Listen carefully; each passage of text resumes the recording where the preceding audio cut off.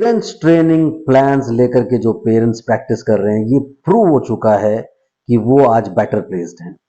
यानी वो घर पर सब करते रहे और यकीन मानिए जो रिजल्ट वो घर पर रह करके 2-3 महीने में निकाल रहे हैं, वो सेंटर में जाकर के वो 1 साल 2 साल में निकाल रहे थे। और आज की डेट में ये प्रूव हो चुका है, पेरेंट्स भी दूसरों को गाइड करने लगे हैं। मुझे कितने सारे जो कॉल्स आते हैं, वो चैनल पर वीडियो देख करके तो चलो जो आते हैं वो आते ही हैं, पेरेंट्स भी एक दूसरे को बताने लगे। एक पेरेंट बताता है कि मैंने दूसरे पेरेंट को बताया था, आपका नंबर उनको भी दिया, वो भी आपसे कांटेक्ट करेंगे। तो ये एक चेन बन चुकी है अभी, और ये जो चेन बनी है वो बनी है उस सक्सेस से जो इस चेन के पीछे खड़ी हुई है। 2016 से मैंने ये चैनल लॉन्च किया था और तब से लेकर के अब तक हजारों लोग सर्विसेज ले चुके हैं, हजारों लोग अपने बच्चों को ठीक कर चुके हैं। आज उनके बच्चे नॉर्मल स्कूल्स में पढ़ रहे हैं और उनको सेंटर में तो कहीं नहीं जाना पड़ा। जिसने मुझे फॉलो किया उसने खाली मुझे फॉलो करा और उसका काम चल गया। तो ये एक क्लियर मैसेज है कि अगर आप घर बैठ करके बिना स्ट्रेस लिए थोड़ा थोड़ा प्लान्स के साथ आप प्रैक्टिस करते रहेंगे, पेरेंट्स ट्रेनिंग प्लान्स के साथ, और थोड़ा उसको इन्वॉल्व करते रहेंगे, तो रिजल्ट आपको बहुत अच्छे मिलेंगे। रादर देन आप सुबह से अपना रूटीन बनाओ कि पहले बच्चे को स्कूल भेज देंगे, उसके बाद बच्चा थेरेपी सेंटर में चला जाएगा, फिर आएगा वहां से, फिर हम उसको घर पे प्रैक्टिस करवाएंगे और उसे थका के सुला देंगे। भाई एंटरटेन भी कर लीजिए उसको। जब आप उसको एंटरटेन करते हो, सिस्टमैटिकली चलते हो, तो बहुत अच्छे रिजल्ट्स आपको मिलते हैं। पहले तो एक बहुत बड़ा कुछ समय पहले तक आज से लोगों ने ऑटिज्म को एक बहुत बड़ा हाइप बना दिया था, और उसकी वजह से क्या हुआ कि काफी सारे पेरेंट्स जो गूगल पे पढ़ लेते थे, या वो जो मैंने अभी पीछे वीडियो आपको दिया था इडियट सिंड्रोम, उस इडियट सिंड्रोम के चलते अपनी अपनी ट्रीटमेंट में ब्रेक लगा लेते थे, अपनी थेरेपीज में ब्रेक लगा लेते थे, वो बहुत सफर किया। चैनल को सब्सक्राइब कीजिए, लाइक कीजिए, शेयर कीजिए, पूरी दुनिया में फैला दीजिए। मुझसे कंसल्ट करने के लिए 8168790299 डायल करें, +91 लगा लें अगर आप इंडिया के बाहर से कॉल कर रहे हैं। इंडियन कंसल्टेशन 1000, इंडिया के बाहर से कंसल्ट करना चाहते हैं 3000 रुपीज अकाउंट ट्रांसफर देकर आपको मेरा अपॉइंटमेंट मिल जाता है। तो चलिए बात करते हैं कि गाइडेड प्लान्स यानी पेरेंट्स ट्रेनिंग प्लान्स कैसे काम करते हैं।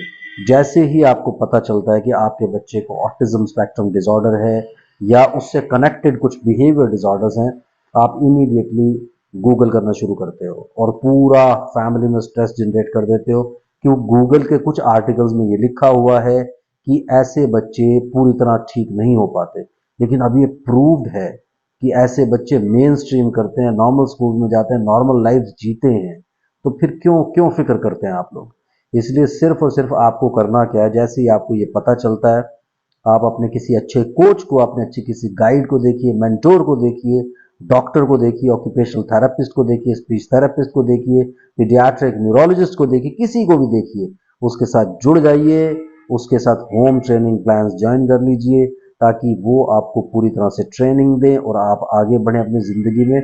आपको घबराना नहीं पड़े, क्योंकि अननेसेसरली इतनी सारी स्ट्रेस लेने के बाद प्रॉब्लम क्या होती है कि आप अपने आप को बहुत ज़्यादा एंग्रॉस कर लेते हैं कुछ चीज़ों में, और उसकी वजह से क्या होता है, आप अपनी लाइफ को जी नहीं पाते और बच्चे को उसकी लाइफ जीने नहीं देते। उसकी वजह से क्या है कि बच्चा बहुत ज़्यादा स्ट्रेस्ड रहता है, धीरे धीरे उसके अंदर एक विलफुल विड्रॉल आ जाता है।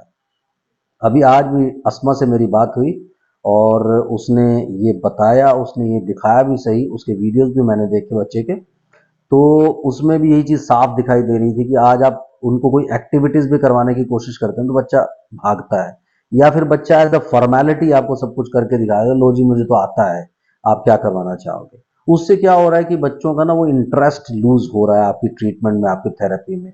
प्रॉब्लम कहाँ आती है, फिर आप जितना भी जोर लगाते रहते हो, जितना ज्यादा बर्डन डालने की कोशिश करते हो बच्चे अवॉइड करते हैं, जितना जोर लगाते हो बच्चे अवॉइड करते हैं, तो कहीं ना कहीं विड्रॉल बन जाता है। अब जिन बच्चों में ये विड्रॉल बन चुका है वो पेरेंट्स से भी दूर भागता है कि यार ये लोग पास इनके जाऊंगा ना, मुझे कोई ना कोई नई चीज करवाने की कोशिश करेंगे, नई एक्टिविटी देने की कोशिश करेंगे। तो ऐसा नहीं किया जाता। You have to achieve, you have to establish a perfect balance. उस बैलेंस को एस्टैब्लिश करके आपको आगे बढ़ना पड़ता है। आप क्या करते हैं, कई बार सिर्फ और सिर्फ एक्टिविटीज करवाते हैं, या सिर्फ और सिर्फ आप क्या करते हैं, सुबह से लेकर रात तक का एक डिसिप्लिन तैयार कर लेते हैं। डिसिप्लिन में जब फ्लेक्सिबिलिटी होती है तो वो हमेशा आपके लिए डेमोक्रेटिक डिसिप्लिन का काम करता है और बच्चों का बड़ा अच्छा रिजल्ट आता है।